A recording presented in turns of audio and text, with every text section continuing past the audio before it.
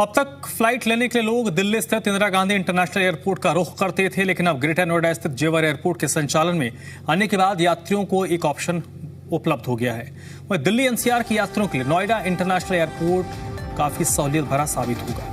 इससे न केवल दिल्ली एनसीआर के यात्रियों का समय बचेगा, बल्कि ईंधन की बचत होगी। कुल मिलाकर जेवर एयरपोर्ट दिल्ली एनसीआर के लिए किसी तोहफे से कम नहीं है।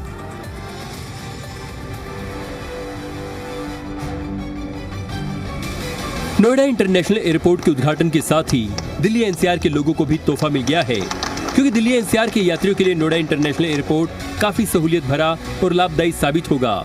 जेवर एयरपोर्ट तक पहुंचने में समय कम लगेगा, जिससे न केवल यात्रा का समय घटेगा, बल्कि ईंधन की बचत भी होगी।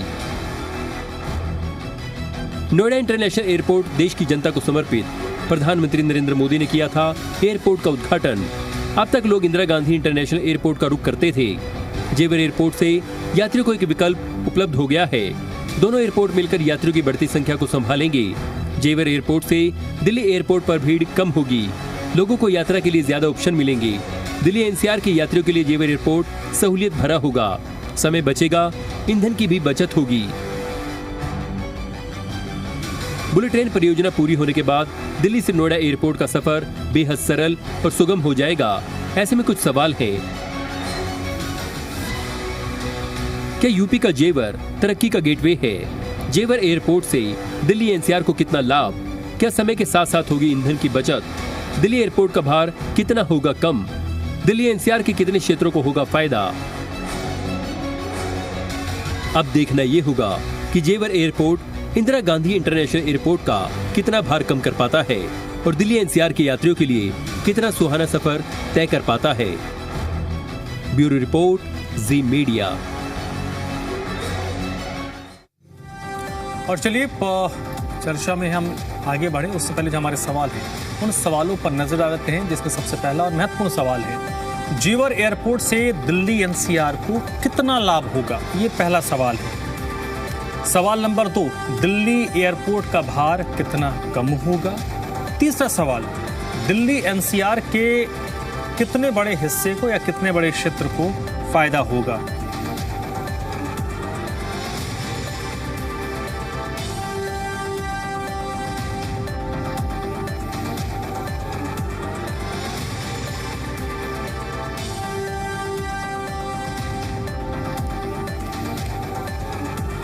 तो ये हमारे प्रश्न हैं, हमारे सवाल हैं।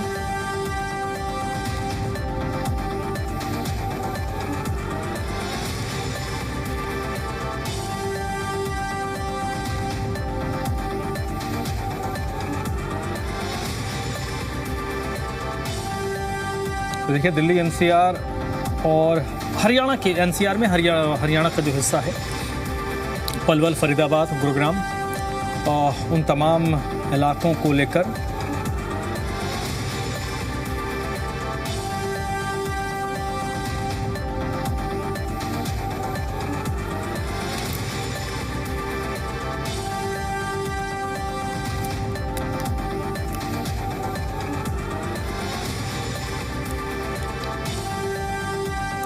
चलिए सीधे रुख कर लेते हैं अपने मेहमानों का, जो इस वक्त इस चर्चा मेरे साथ जुड़े हैं। पहले उनसे आपका परिचय करवा देते हैं।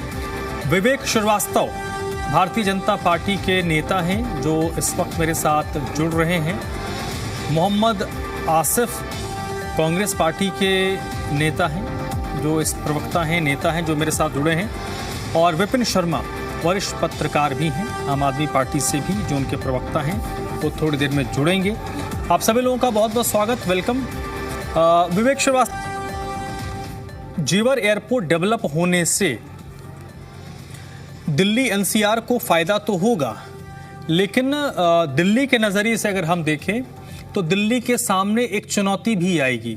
चुनौती आएगी प्रतिस्पर्धा की, चुनौती आएगी इंडस्ट्रीज को अपने आसपास विथ होल्ड करके रखने की।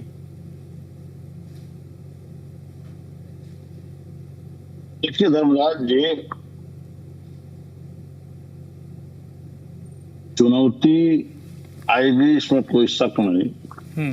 कंपटीशन जब बढ़ता है तो उससे गुणवत्ता भी बढ़ती है। बिल्कुल। और निसंदेह हमारा हमारे यात्रियों को उच्च गुणवत्ता के साथ अपने हवाई यात्रा पूरी करने का अवसर मिलेगा। दिल्ली पे जो बर्डन था एयरपोर्ट पे वो कम होगा। जिस तरह से वहां फ्लाइटें आने या डिले होती थी, अब वो स्थितियां नहीं रहेंगी। एक बड़ा पार्ट अब जेवर पे लैंड कर सकेगा। ओके। और इससे एनसीआर में जो जेवर से टच एरिया हैं, पहली बात तो वहां का यात्री अब वहां उतरने के बजाय जेवर उतरना पसंद करेगा, यहाँ की फ्लाइट लेगा। तो इससे जो नोएडा और इधर आसपास के लोग हैं वो यही लैंड कर जाएंगे। इससे जो दिल्ली और नोएडा के बीच में आपको एक जाम की स्थिति कभी कभी दिखती थी, उससे भी कुछ आपको मुक्ति मिलती दिखेगी। और इंडस्ट्रियल डेवलपमेंट अब इधर जेवर के आसपास इलाकों में बढ़ेगा। ओके। और इससे उत्तर प्रदेश का तो कायाकल्प होना तय है। आर्थिक स्थिति में भी इससे बहुत लाभ होगा। और वहाँ जो स्थानीय गांव हैं, जो जिन लोगों ने अपनी जमीनें दी हैं, जो इस डेवलपमेंट में सहयोगी हुए हैं, उनका भी जीवन बदलेगा। पर्यटन से लेकर के इंडस्ट्री से लेकर के कोई क्षेत्र ऐसा नहीं जिस क्षेत्र में इसका लाभ न मिल रहा हो। किसानों तक को इसका लाभ सीधे मिलने जा रहा है। जो किसान अपने उपज पे 10 रुपए का लाभ पाने से वंचित हो जाते थे, अब वो अपना उपज कार्गो के माध्यम से पूरी दुनिया में बेच सकेंगे। तो एक चमत्कारिक लाभ इसका उत्तर प्रदेश को उधर एनसीआर के उस क्षेत्रीय स्तर पर मिलने। ठीक है सर। विवेक जी, आपके पास मैं आता हूं। आसिफ साहब, एक पहलू है, देखिए एयरपोर्ट दिल्ली एनसीआर के लिए, क्योंकि आप जब भी दिल्ली एयरपोर्ट जाओ, हालांकि मैं बहुत रेगुलर फ्लायर नहीं हूं, लेकिन जब भी मैं जाता हूं बड़ा लंबा इंतजार करना पड़ता है। आपको 2-2, 3-3 घंटे, 3 घंटे पहले कम से कम जाना पड़ता है, 4 घंटे पहले जाना पड़ता है ट्रैफिक के हिसाब से। हमेशा ये मांग रही कि देखिए पहले एक एयरपोर्ट था, उसको डेवलप किया गया, T1, T2, T3 हुआ, लेकिन उसके बाद भी लग रहा था कि नहीं ये और ज्यादा की जरूरत है। तो उस हिसाब से ये तो ठीक है, जेवर एयरपोर्ट बन रहा। लेकिन आपको नहीं लगता सर कि जेवर एयरपोर्ट उत्तर प्रदेश के नजरिए से ठीक है? उत्तर प्रदेश में गौतम बुद्ध नगर की बात कर लें, मेरठ की बात कर लें, आगरा की बात कर लें, हापुड़ की बात कर लें, बुलंदशहर की बात कर लें, इनके लिए तो ठीक है। दिल्ली के लिए ये एक चुनौती हो सकती है, क्योंकि दिल्ली में ऐसे भी स्पेस कम है, जगह कम है। हो सकता है कि आज नहीं अगले 10-15 सालों में जो कंपनियां हैं वो इस तरफ शिफ्ट कर जाएंगी या शिफ्ट करेंगी, तो पूरा फंक्शन हो सकता है इधर से करने लगे।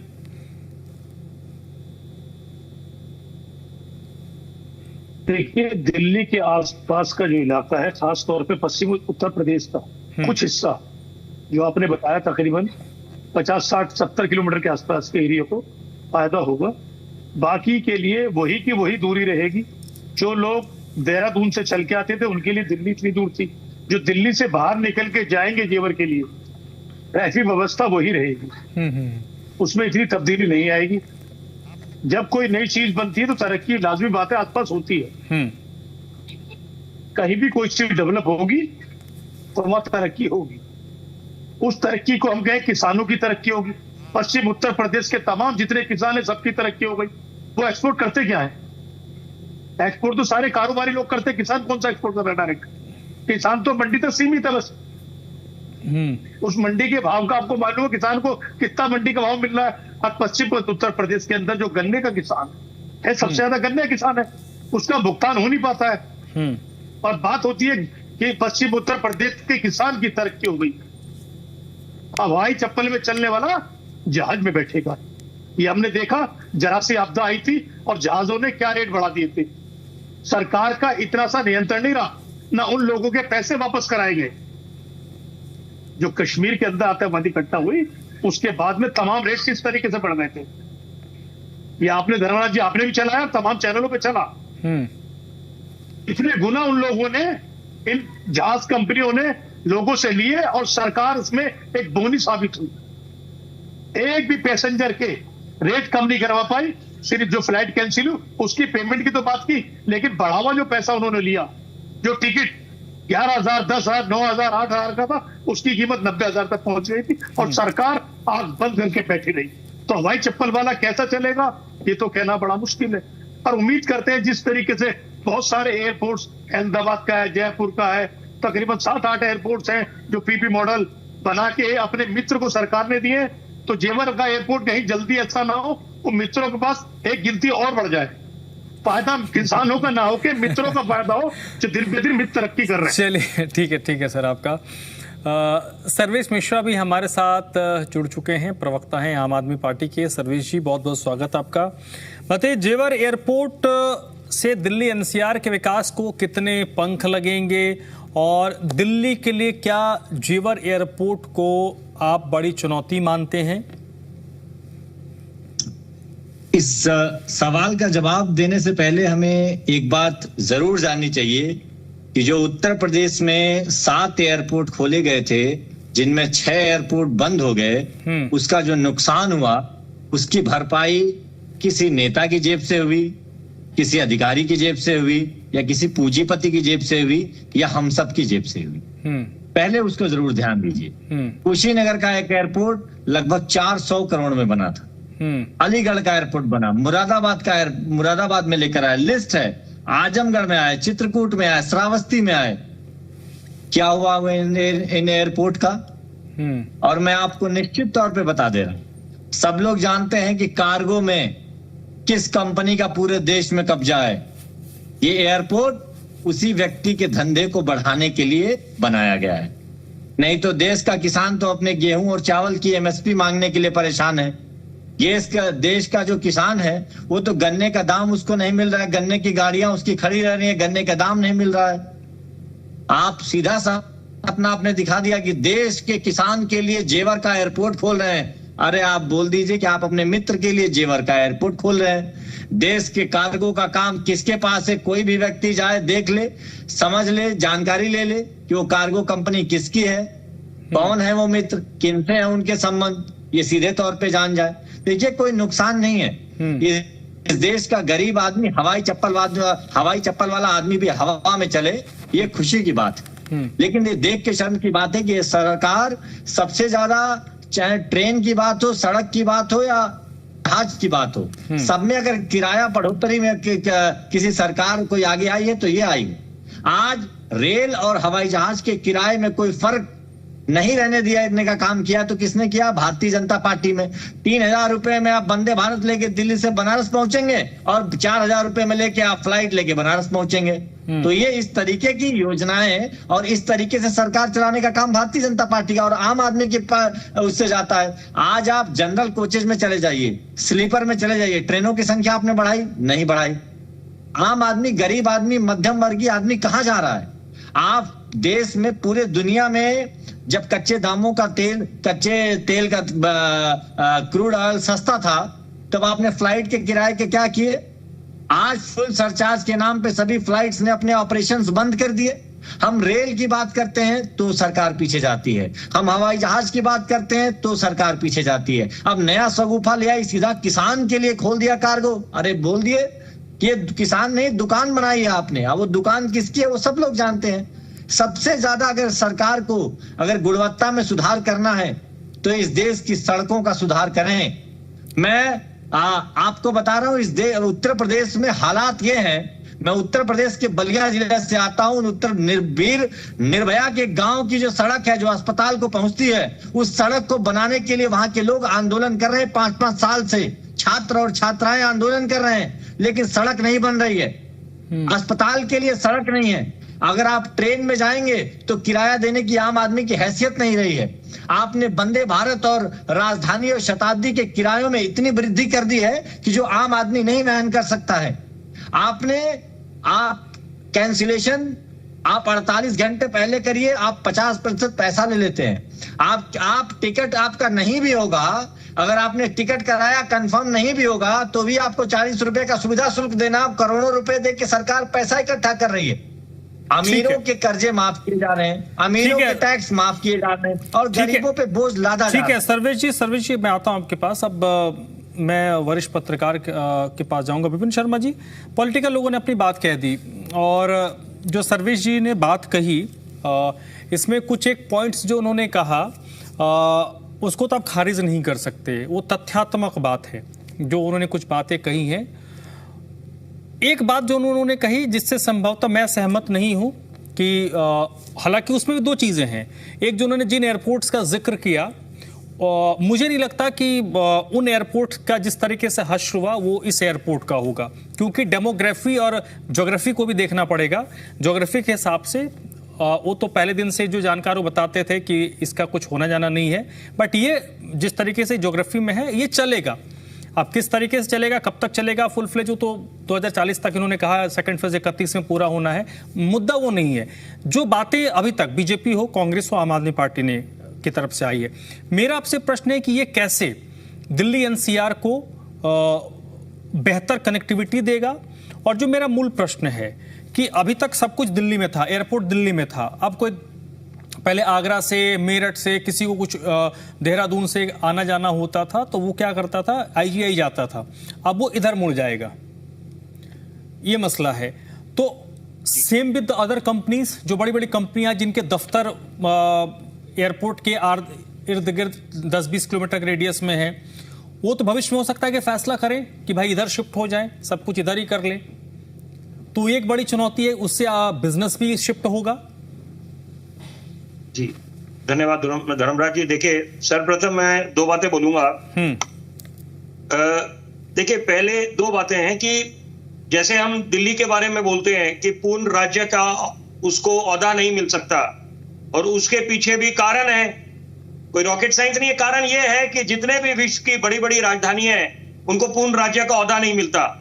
तो ये तो एक बात होगी। वो अलग बात है जब जो सत्ता में आता है या जब विपक्ष में आते हैं राजनीतिक दल, तो ये बात बोलते हैं कि भाई कब आप पूर्ण राज्य का ओहदा देंगे।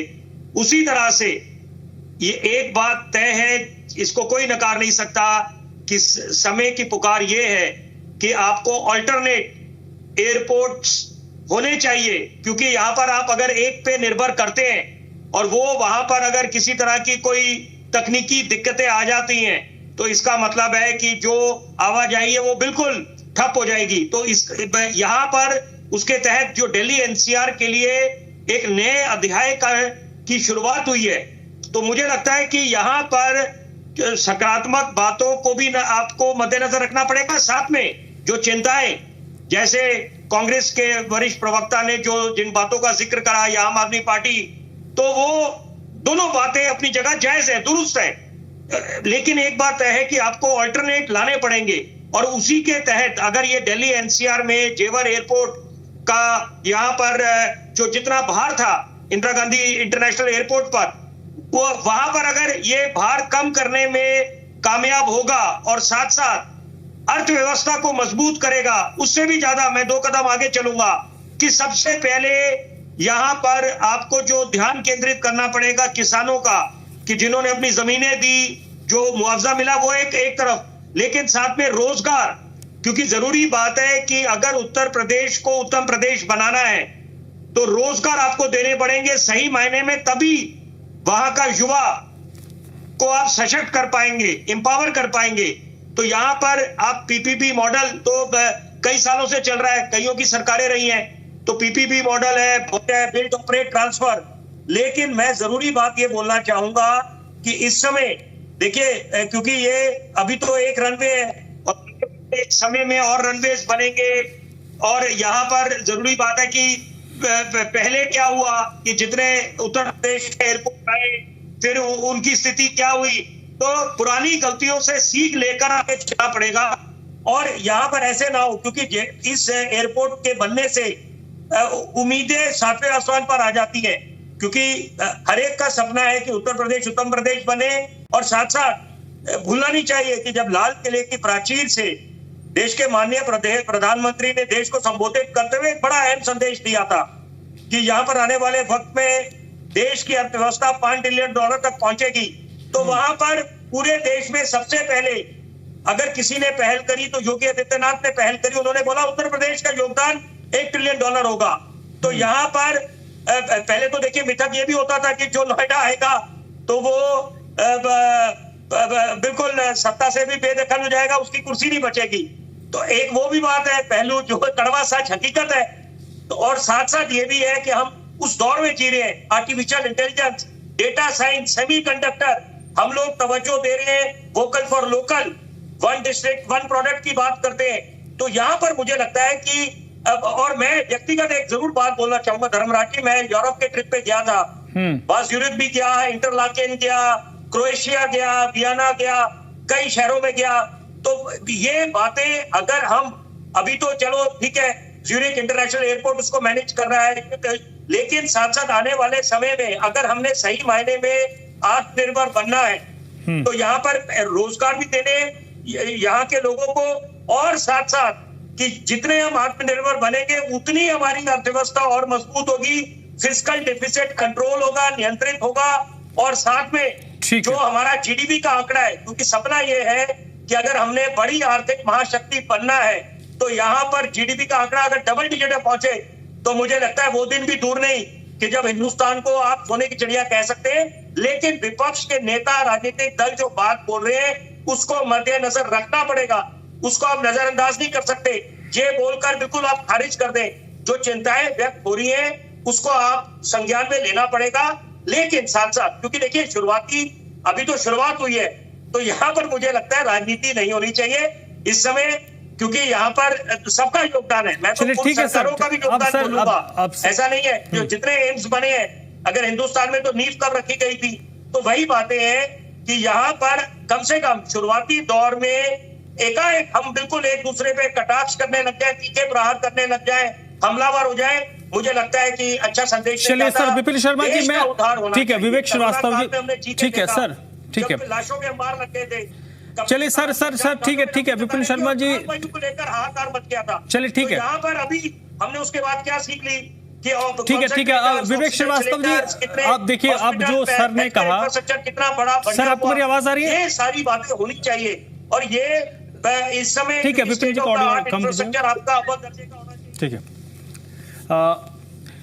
विवेक श्रीवास्तव जी, विपिन जी ने कहा जो बातें कही उसको आप साइड रखिए, क्योंकि उन्होंने अपना एक पॉइंट ऑफ व्यू दिया। मैं पॉलिटिकल मुद्दे पे आता हूँ, क्योंकि आपको जवाब भी देना होगा जो आम आदमी पार्टी की तरफ से कहा गया और कांग्रेस पार्टी की तरफ से कहा गया, आप उसका जवाब दीजिएगा। साथ ही साथ एक सवाल मेरा ये है कि जिस तरीके से इस एयरपोर्ट को डेवलप किया जा रहा, अभी इसको डेवलप होने में इसका सेकंड फेज 31 है, थर्ड फेज 36 है और फोर्थ फेज इसका 40 है, यानी अभी भी कम से कम 14 से 15 साल का टाइम है जब ये फुल फ्लेज होगा।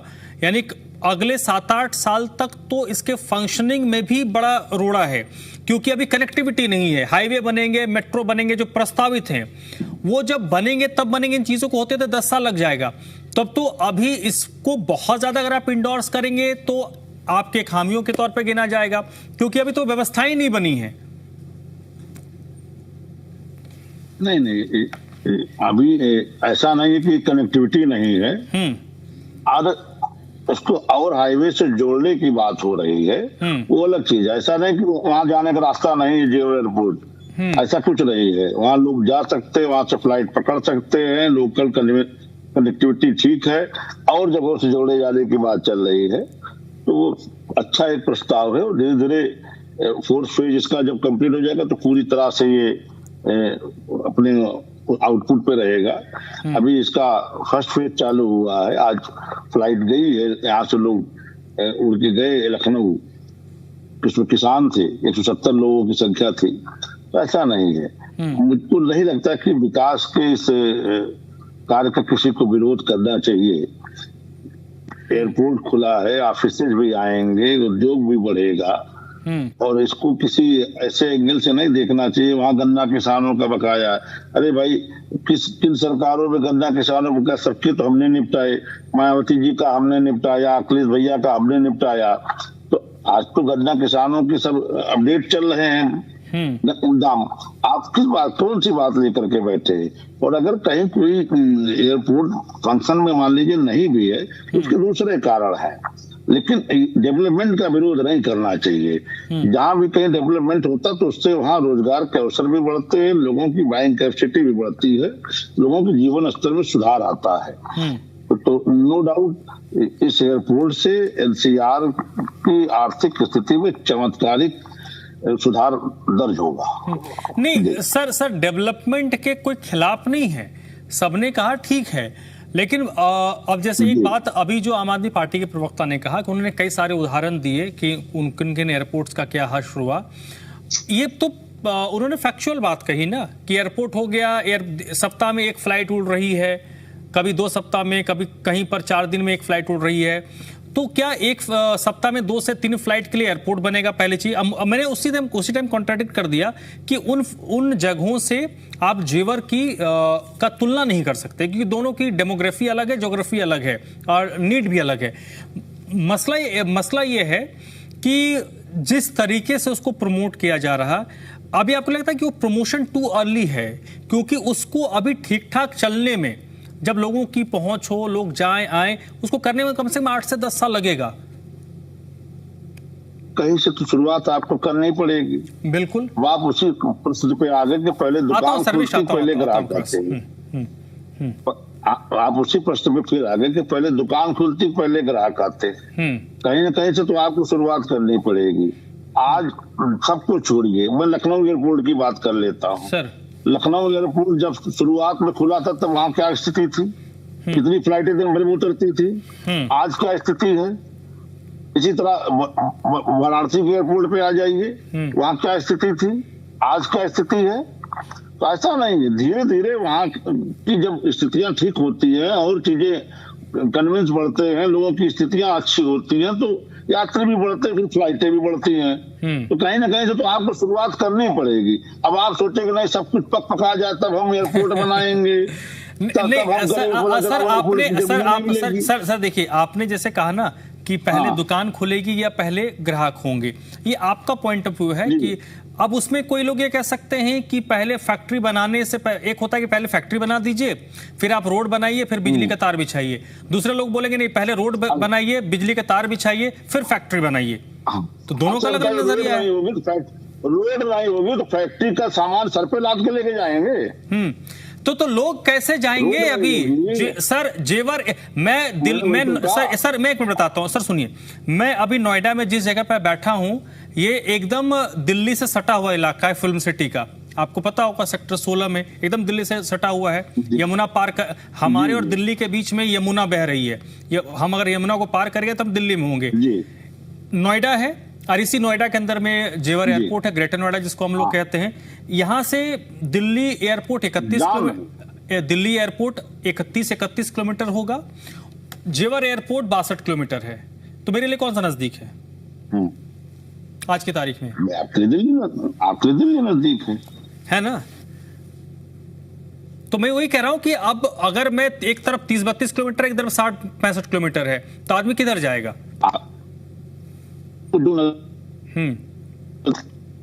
देखिए धर्मराज जी जिस घर से जाएगा, इसमें तो सर आपका आवाज आ रही है? आपका ऑडियो ब्रेक हो रहा है। धर्मराज जी ये कोई विषय नहीं है। जिसको जो नजदीक पड़ेगा, जिसको कन्वीनियंस पड़ेगा वो जाएगा। कम से कम हमारे पास आज एक ऑप्शन तो है। हाँ। अभी जो विपिन जी कह रहे थे ओवरलोडेड था। सर ऐसा बिल्कुल नहीं है कि मैं या मेरा जैसा कोई आदमी उस एयरपोर्ट की मुखालफत कर रहा है। अच्छी बात है, एयरपोर्ट बना है। और मैंने कहा ना, शुरुआत मैंने कहा कि जेवर एयरपोर्ट दिल्ली एनसीआर की नेसेसिटी थी, क्योंकि हमने हिंडन को फुल फ्लेज करने की, जो एयरबेस है उसको हमने फुल फ्लेज करने की क्यों मांग की थी कि इसको पब्लिक प्राइवेट भी यूज किया जाए। इसलिए ना, क्योंकि आईजीआई में भार ज्यादा था, उसको आपको डिस्ट्रीब्यूट करना था, जो भीड़ थी। तो ये बन गया, ये हो जाएगा, इसमें कोई बड़ी बात नहीं। सर्वेश जी कुछ कह रहे थे, मैं आता हूं सर आपके पास। सर्वेश मिश्रा, सर्वेश जी आपको आवाज आ रही है? हाँ, मैं उसी आपके रिप्लाई दे रहा हूँ। हाँ बोलिए प्लीज। पहली बात इन्होंने कही कि बन गया तो क्या हुआ। सरकार बहुत सोच समझ के इन्वेस्टमेंट करती है कि इन्वेस्टमेंट इस पैसे का अभी कहाँ करना है जिसमें सरकार को फायदा होगा, कभी नहीं होगा। आप तर्क एनसीआर का दे रहे हैं। हिंडन एयरपोर्ट एनसीआर में आता है। हिंडन एयरपोर्ट की फ्लाइट्स कम हो गई हैं। हिंडन एयरपोर्ट आधे घंटे की दूरी पे सब तरफ से अवेलेबल। आपके नोएडा से भी आपने जहां जिक्र किया वहां से 25 मिनट में आप पहुंच सकते हैं। हिंडन एयरपोर्ट की फ्लाइट कम हो गई। इन्होंने बनारस का जिक्र किया, बनारस में इंटरनेशनल फ्लाइट्स कम हो गई। क्यों कम हो रही हैं? कभी रीजन इन्होंने सोचा है? देश की महंगाई, फ्यूल सरचार्ज कभी सोचा है उसके बारे में? मैंने कहा है कि जैसे आप दिल्ली के बॉर्डर से 62 किलोमीटर दूर जो एयरपोर्ट 2040 में आप कहेंगे कि जिसको हम रेगुलर फ्लायर में लेकर आएंगे, अभी हम कार्गो में लेके जा रहे हैं, आप उसके भरोसे अगर उत्तर प्रदेश का विकास कर रहे हैं तो आपकी ये विकास की नीति नहीं है, आपकी ये खुद को एक तीर मारने की नीति है, आपकी ये विनाश की नीति है। आपकी ये जो पॉलिसी है इसको आपको चेंज करना पड़ेगा। आपके जिस तरीके से 6 एयरपोर्ट बंद हुए हैं, 1000 करोड़ से ज्यादा का जो नुकसान हुआ है वो किसी नेताजी और किसी पार्टी के अपने खजाने से नहीं हुआ है, वो पब्लिक मनी है। आज अगर आप नुकसान कर रहे हैं, अगर आज आप इन्वेस्टमेंट कर रहे हैं, डेड इन्वेस्टमेंट, तो आपकी नुकसान है। आप जेवर एयरपोर्ट के आसपास विकसित करते, चीजें करते, लोग पहुंचने के लिए करते, आपने नहीं किया है विकास। हिंडन एयरपोर्ट गाजियाबाद में, दिल्ली एनसीआर में आता है, वहां पे फ्लाइटों की संख्या कम हो रही है, ये बात है। यही मैं आपको कह रहा हूं कि सरकार को, मैंने कहा ना, एक उदाहरण दिया, इनका कुतर्क है धर्मराज जी, इसको कोई स्वीकार नहीं करेगा। देखिए पहले इन्वेस्टमेंट मतलब पैसा रखा हुआ है, मैं इन्वेस्टमेंट कहीं भी कर दूंगा, उसके रिटर्न ऑफ इन्वेस्टमेंट से कोई मतलब नहीं है। आप 6 करोड़ इन्वेस्ट कर दिया आपने, वहां आप नुकसान में जा रहे हैं, इसका कोई मतलब नहीं है, कुतर्क हो गया। नहीं, ये हो सकता है कि भाजपा की इकोनॉमिक्स हो सकती है, लेकिन ये देश की इकोनॉमिक्स नहीं होती है। जो देश की इकोनॉमिक्स है वो देश की इकोनॉमिक्स जनता के फायदे के लिए चलती है, जनता के नुकसान। चलिए ठीक है, सर्वेश जी मैं आपके पास आता हूं, और सर आपके पास भी मैं आता हूं। विवेक जी, देखिए एयरपोर्ट्स की हम बात कर रहे हैं तो एक बड़ी अपडेट अपने दर्शकों को बता देते हैं। हिसार में एयरपोर्ट है, महाराजा अग्रसेन एयरपोर्ट, जहां पर विमान की विजिबिलिटी को लेकर एक अच्छी खबर आ रही है। इस एयरपोर्ट की विजिबिलिटी अगस्त 2026 में घटकर केवल 370 मीटर रह जाएगी, जो कभी 5000 मीटर तक थी। एयरपोर्ट के डायरेक्टर ओपी सैनी ने बताया कि हिसार में जून में इंस्ट्रूमेंट लैंडिंग सिस्टम स्थापित हो गया है, जिससे विजिबिलिटी कम होकर 370 मीटर रह गई। उन्होंने बताया कि जल्दी हिसार से जम्मू और अहमदाबाद के लिए भी फ्लाइट शुरू होगी। अलायंस एयरलाइन अपनी तैयारी भी इसको लेकर कर रहा है।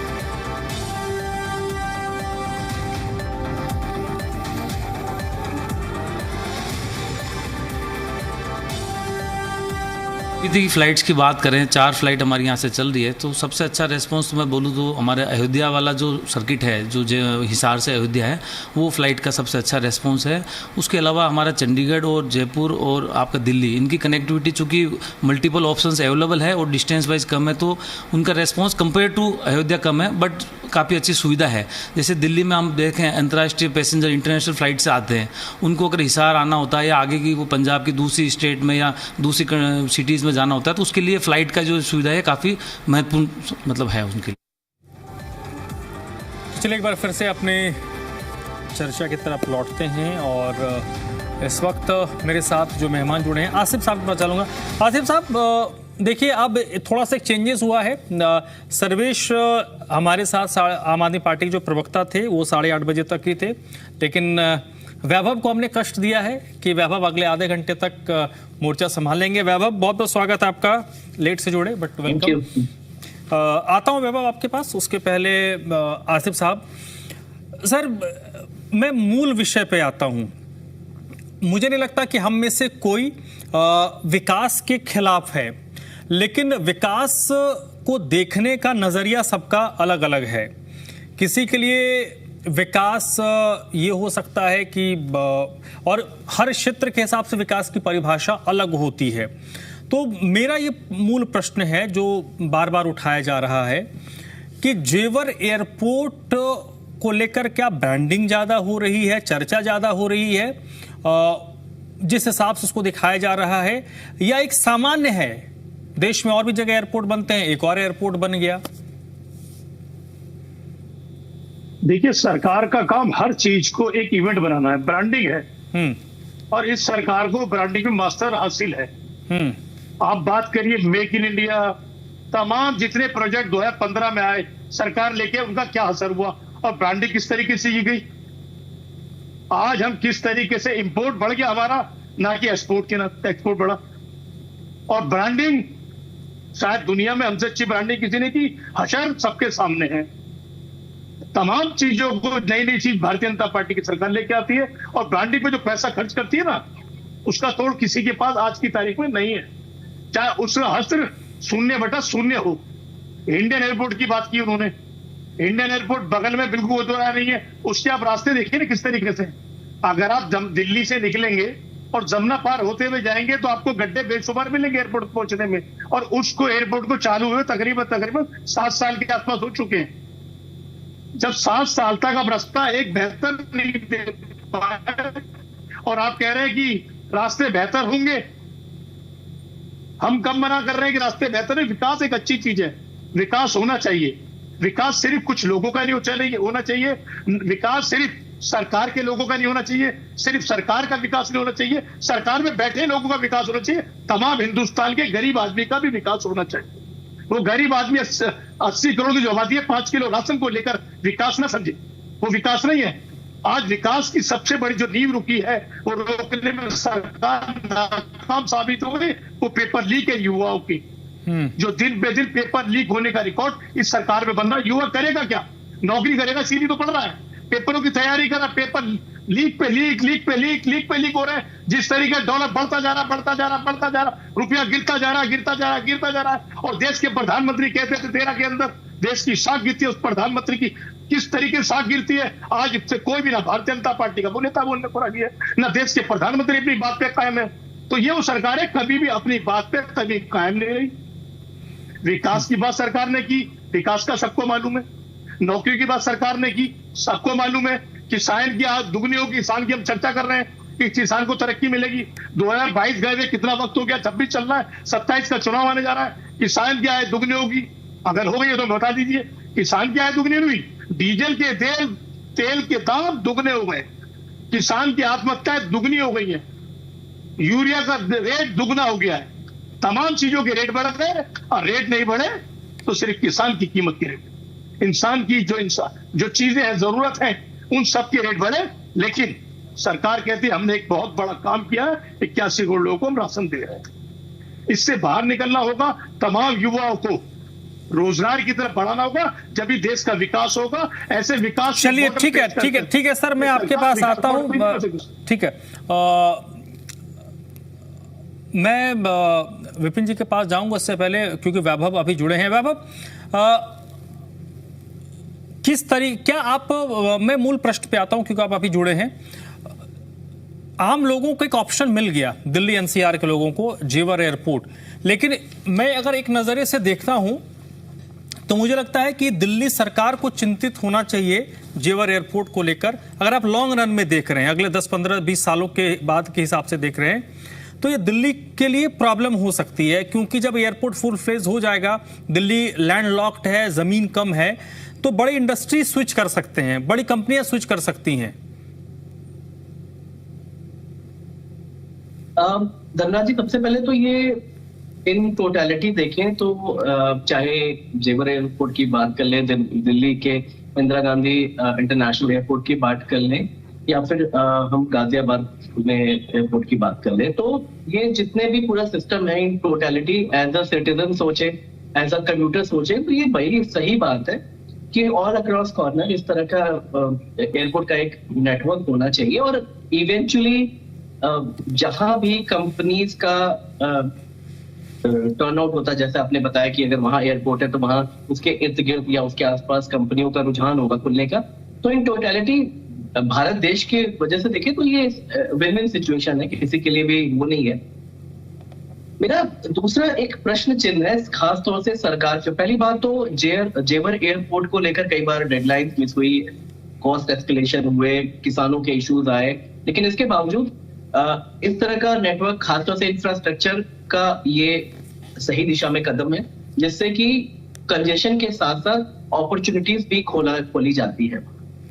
लेकिन ये जो, पता नहीं मेरे पहले ये बात अभी डिस्कस हुई क्योंकि मैं अभी जुड़ा हूं, लेकिन मैं वो एक बार आपके सामने वो तथ्य जरूर रख देता हूँ धर्मराज जी। ये जो गाजा बाजा बजाने वाली मानसिकता भारतीय जनता पार्टी की है, कुछ गाजा बाजा बजाते हुए का रिकॉर्ड मैं आपके सामने रख देता हूँ। पता नहीं आपने वो हो सकता है शेयर किया हो तो माफी दीजिएगा, लेकिन मैं वापस एक बार पढ़ देता हूँ। सरकार ने अपनी सो कॉल्ड, इन्होंने भारतीय जनता पार्टी वालों ने खूब ढिढोरा पीटा है कि हमने इतने एयरपोर्ट कर दिए, इतने जगह हमने टर्मिनल खोल दिए। आपको कुछ एयरपोर्ट की सच्चाई में बता देता हूँ। आजमगढ़ एयरपोर्ट पीएम मोदी के द्वारा मार्च 2024 में इनॉग्रेट किया गया। 8 से 9 महीने के बाद उसकी सर्विसेज सस्पेंड हो गई। अलीगढ़ एयरपोर्ट मार्च 2024 में खोला गया, कमर्शियल फ्लाइट सस्पेंड है सिंस अप्रैल 2025। मुरादाबाद एयरपोर्ट मार्च 2024 में ऑपरेशनल 3 महीने के बाद काम करना बंद कर दिया। चित्रकूट एयरपोर्ट इनॉग्रेटेड मार्च 2024 ठीक है, नहीं वैभव ये सारे नहीं वैभव ये सारे पॉइंट अभी गिनवाए गए।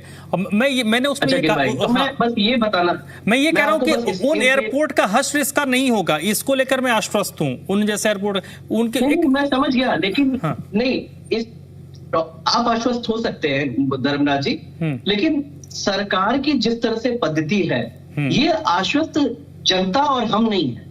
वो इसका कारण ये है कि यही सारी चीजें आप जितने भी मैं आपको इसके उनके सारे आर्गुमेंट्स दिखा दूं पीएम हमारे मोदी साहब के बारे में या भारतीय जनता पार्टी के प्रवक्ताओं, ये क्या बोलते थे, चित्रकूट में बढ़ गया, अब चित्रकूट सबसे बड़ा डेस्टिनेशन बन जाएगा, श्रावस्ती में बढ़ गया, अब वो बुद्ध सर्किट का सबसे बोला गया है। ये सारी रैलियों में सारे भाषण दिए गए हैं। आज उनका हश्र क्या है?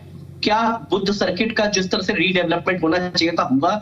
चाहे चित्रकूट एरिया का जिस तरीके से हमारे साथ बाय इन लार्ज जो हमें कम्यूटर्स को सुविधाएं मिलनी चाहिए थी मिली, वो सारा चीजें प्रश्न चिन्ह है। इसलिए मैं बोल रहा हूं कि इसीलिए जनता को इनके हर इस चीजों में प्रश्न चिन्ह उठता है। मैं इसके बावजूद हमें आशान्वित हूं कि कम से कम जेवर एयरपोर्ट की वो दुर्दशा ये ना करे, लेकिन जनता के मन में ये प्रश्न है क्योंकि टर्मिनल्स के उद्घाटन के बाद उसके छत गिर जाते हैं, पानी चूने लगता है, ये हम सब ने देखा है। चाहे वो लखनऊ एयरपोर्ट की बात करें, चाहे वो अंडमान निकोबार के एयरपोर्ट की बात करें, चाहे हम दिल्ली एयरपोर्ट की बात करें आईजीआई के, और ये अभी की बात है, 2-3 सालों पहले की बात है जो ये सब बीजेपी के राज में हुआ है। इसलिए मैं कह रहा हूं ये नियत पे पहले दिशा से प्रश्न चिन्ह है और अभी भी प्रश्न चिन्ह है, लेकिन अगर इसको एग्जीक्यूट किया जाता है सही दिशा में, सही ठीक है लोगों को नहीं देंगे। ठीक है, विपिन जी बहुत देर से मुस्कुरा रहे हैं। सर देखिए, पॉलिटिकल लोगों से बात करेंगे तो उसमें पॉलिटिक्स थोड़ा बहुत आ ही जाता है।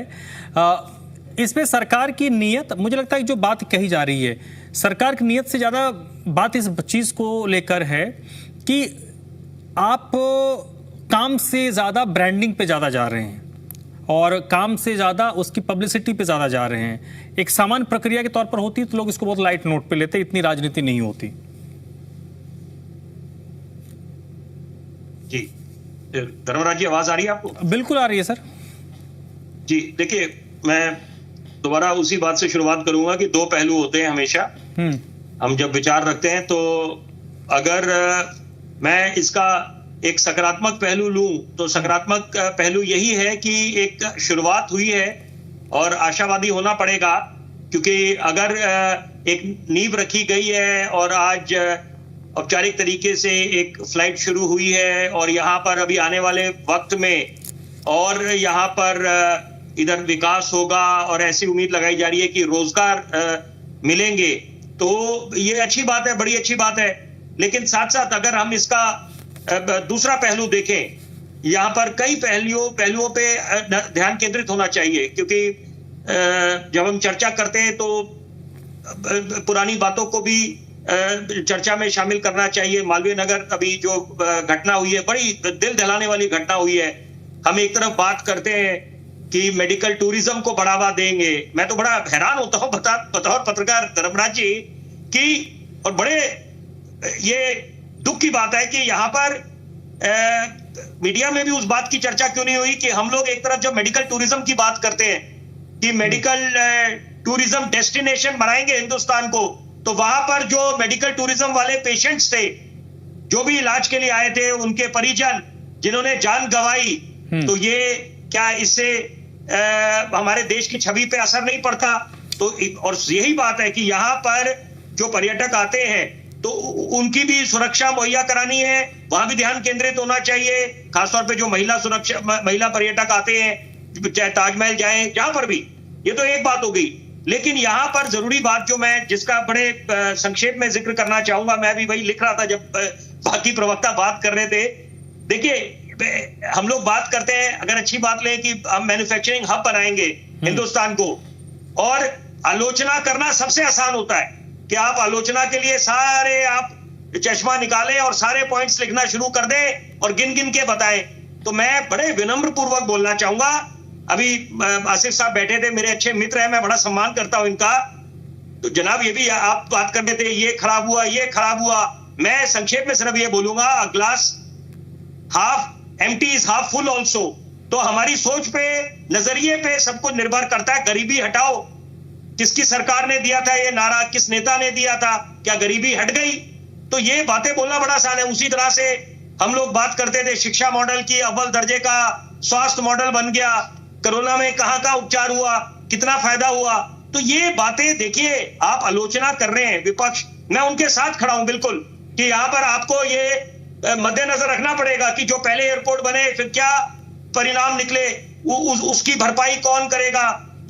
लेकिन यहाँ पर साथ साथ पहलू ये भी है कि यहाँ पर आपने ऑल्टरनेट सिस्टम बनाना है, जैसे हम ऑल्टरनेट पेमेंट सिस्टम है यूपीआई का, उससे निश्चित बात है कि आज हर एक आप मोबाइल वॉलेट्स हैं, आप लोग बिल्कुल सुविधा हो गई है, कन्वीनियंट तरीका हो गया है पेमेंट का। नहीं तो पहले हम जाते थे, चाहे ऑटो में बैठे हैं कहीं पे। चलिए ठीक है सर, समय कम है, जल्दी से हाँ वैभव जल्दी से बोलिए, फिर हाँ 1 मिनट। मैं देखिए विपिन जी से बस 2 चीजों को ऐड कर लूंगा। सबसे पहले तो ये मैन्युफैक्चरिंग और इन सब की बात है। देखिए विपक्ष का काम है कि सरकार की ही नीतियों को लेकर सरकार की आलोचना इसलिए करना ताकि सरकार उसमें सुधार ला सके। अगर मैन्युफैक्चरिंग सेक्टर का वादा प्रधानमंत्री नरेंद्र मोदी जी ने कहा था कि 25% तक लेके जाएंगे और वो 2014 से घटकर अब 12.6% हो गया, तो विपक्ष तो इसमें सवाल पूछेगा। दूसरी चीज, हम जैसे फॉर एग्जांपल हम मल्टीपल पेमेंट ऑप्शन पे पहुंच गए। पहले हम प्लास्टिक मनी की बात करते थे, अब हम इस तरह यूपीआई और अन्य डिजिटल पेमेंट पे पहुंच गए। इसका मतलब ये नहीं है ना कि प्लास्टिक मनी का भट्टा बैठ जाएगा। इसका मतलब ये तो नहीं है कि नेट बैंकिंग का भट्टा बैठ जाएगा। नेट बैंकिंग का भट्टा बैठा तो उसके बाद बोल दो कि यूपीआई हम ले आए, ऐसा तो नहीं होगा ना। आप एग्जिस्टिंग सिस्टम का भट्टा बैठा के नई चीजें डेवलप नहीं कर सकते ना। आपने एग्जिस्टिंग सिस्टम का भट्टा बैठाया है, भारतीय जनता पार्टी ने ऑन रिकॉर्ड बैठाया है। अगर मैं कह रहा हूँ मीडिया को ये सारी चीजें दिखानी चाहिए, बतानी चाहिए, हम ये एक शो इस पे भी करना चाहिए। मैं ये कह रहा हूँ, मैंने आज तक सिर्फ 10 सेकंड में लूंगा। मैं आता हूँ सर, आता हूँ। मैं तो ये कह रहा हूँ कि जिस तरीके से रेस्पॉन्सिबिलिटी, जिस तरीके से ये वो जैसे फ्रांस में मोदी जी डांस देख रहे थे, वो सारे मीडिया चैनल पे चले हैं, आपके में भी चले, सब जगह चले। वो सारे एयरपोर्ट्स के नजारे भी सारे चैनल पे चलने चाहिए, जो कि नहीं चलते हैं। दुखद है, क्योंकि ये चैनल टैक्स पेयर्स के पैसे से एयरपोर्ट्स का निर्माण हुआ है। उस पर हमें डिस्कशन करना चाहिए, क्योंकि उससे एंड रिजल्ट कुछ नहीं आया। और वो एक सरकार के लिए जवाबदेही बनेगी और विपक्ष का काम है सरकार से जवाबदेही। बिल्कुल बस एक हाँ बोलिए विपिन जी बोलिए। रह जाएगी तो मैं 1 मिनट, मैं सिर्फ 5 सेकंड ये बात बोलना चाहूंगा कि ये आज सवाल उठना चाहिए कि मोनोपोलाइजेशन ना हो। जो कंज्यूमर प्रोटेक्शन एक्ट है 1986, फिर अमेंडमेंट हुआ 2019, उसके तहत अगर कोई भी एयरलाइंस का मोनोपोलाइजेशन है, वहां पर खेल खराब हो जाता है। वो ध्यान जाना चाहिए। और जो नए फ्लाइट ड्यूटी टाइमिंग्स आए हैं, लिमिटेशंस, उसकी तरफ, ताकि पायलट भी सुरक्षा और नींद पूरी कर सके, ताकि बिल्कुल विमान यात्रा बिल्कुल सुरक्षित तरीके से हो सके। हाँ। नहीं तो उसके लिए तो एयरलाइंस कंपनियों के पेच कसने होंगे ना सर। इसके लिए तो नहीं, मतलब साथ साथ आप एयरपोर्ट का अगर निर्माण कर रहे हैं तो वो भी तो साथ साथ पहलू जुड़ा हुआ है। नहीं सर, मोनोपोलाइजेशन भी एयरलाइंस की ना हो। देश में केवल सर अगर उनका है कि आपको 1 सप्ताह में इतना फ्लाइंग आवर है, तो ये जो हमारा डीजीसीए है, एविएशन मिनिस्ट्री है, वो तो तय करेगी ना कि वो जो दो ही बड़ी कंपनी है, 2 या 3 जिनका 80-90% मार्केट शेयर है, कि उनको पेच कसे उनके यहाँ चेकअप करते रहे कि भाई फ्लाई आवर अगर 2 घंटे का है, कहीं 4 घंटा तो ना उड़वा रहे हैं, क्योंकि वो जो पायलट हो तो नौकरी कर रहा है, उसको कंपनी बोलेगी तू उड़ाएगा ही। आपने अगर एयर इंडिया का वो पूरा मतलब मेरे पास वो डॉक्यूमेंटेशन है, सिस्टमेटिकली रूप से एयर इंडिया को डिस्ट्रॉय किया गया है नॉन फंक्शनल रूट पे चला के। सरकारों का काम ही, सरकार ने ये काम किया है कि किस तरह से पहले गवर्नमेंट मशीनरी का भट्टा बैठा है। इसके प्रूफ से डॉक्यूमेंटेड है कि किस तरह से नॉन फंक्शनल रूट पे एयर इंडिया को चलाया गया और जो कमाऊ रूट से उसमें चंदा लेके किनको प्राइवेट ठीक है। हाँ, ये डिबेटेबल है, तो सरकार हाँ, ये है डॉक्यूमेंटेड है। नहीं देखिए वैभव, इसमें एक जल्दी से मैं इस टॉपिक पे नहीं जाऊंगा। इसमें एक पॉइंट ये भी है ना कि अगर मैं प्राइवेट फर्म हूं तो मैं अपना बस दिल्ली से नोएडा चलाऊंगा क्योंकि वहाँ मुझे पैसेंजर मिलेंगे। मैं दिल्ली से इधर एक्सप्रेस वे पे नहीं चलाऊंगा क्योंकि पैसेंजर नहीं मिलेंगे। लेकिन अगर 10 पैसेंजर है तो सरकार को उन 10 पैसेंजर्स के बारे में भी सोचना पड़ेगा। तो ये डिबेटेबल है, लेकिन ये बात मैं आपकी बात को खारिज नहीं कर रहा। एक पहलू है कि जहाँ पर कम लोग भी हैं उनके लिए भी देखना ये सरकारी मशीनरी का काम है। आसिफ साहब जल्दी से आपके पास 1 मिनट है सर, इस पर रैप अप कीजिए, फिर मैं विवेक जी के पास जाऊंगा फाइनल कमेंट के लिए। देखिए, जिस तरीके से विकास की बात हो रही है, विकास स्कूल बंद कर नहीं होता है। उत्तर प्रदेश के अंदर रिकॉर्ड तोड़ दिया स्कूल, सरकारी स्कूल बंद करने का। जब बच्चा पढ़ेगा नहीं तो देश का विकास कैसा होगा? आने वाले वक्त के अंदर बच्चे हमारे कहाँ जाएंगे? नहीं, विकास तो जब ही होगा ना जब हमारे बच्चे पढ़ लिखेंगे, जब उन स्कूलों को बड़ी तादाद में उत्तर प्रदेश में बंद कर दिया जाएगा। जिस उत्तर प्रदेश के विकास की बात कर रहे हैं, जिस उत्तर प्रदेश से तरक्की की बात कर रहे हैं, वह बाबा ने सबसे ज्यादा स्कूल बंद किए। कोई इस पर चर्चा नहीं, कोई बोलने को राजी नहीं है। क्यों गरीब बच्चों को शिक्षा से वंचित किया जा रहा है? क्यों ये मुद्दा नहीं बन पा रहा है?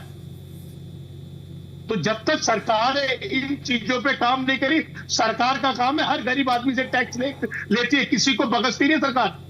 उस गरीब आदमी को भी एजुकेशन, हेल्थ के सिस्टम में सारी सुविधाएं देना सरकार की जिम्मेदारी है। सिर्फ 5 किलो राशन की बात करके पीछे भागना ये सरकार की जिम्मेदारी। चलिए सर, मेरे पास 1 मिनट है। विवेक श्रीवास्तव जी, अपने दोस्तों के जवाब दे दीजिए सर। मैं सवाल नहीं पूछूंगा, फिर समय ज्यादा हो जाएगा। जवाब दे दीजिए।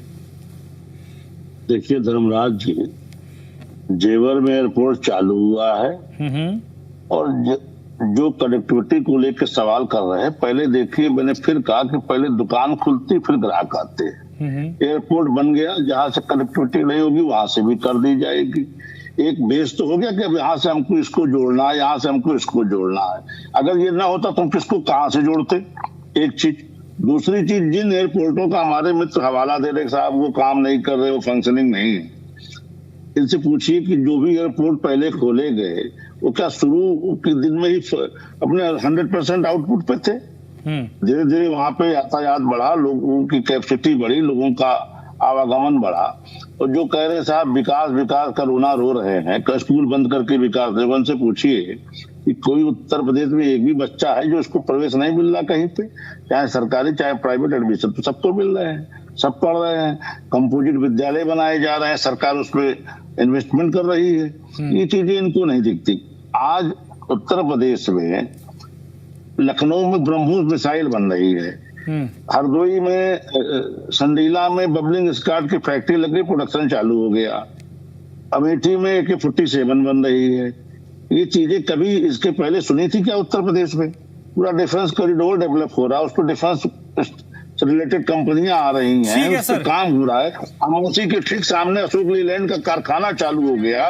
इन्हें कौन सा विकास इनको दिखाई दे? चलिए सर, बहुत बहुत शुक्रिया। क्या देखिए, पब्लिक को सब दिखता है। अगर कुछ चीजें सड़क पर हैं तो किसी के कहने से तो वो मिटेगा नहीं और लोग आंख बंद करके चलते नहीं हैं।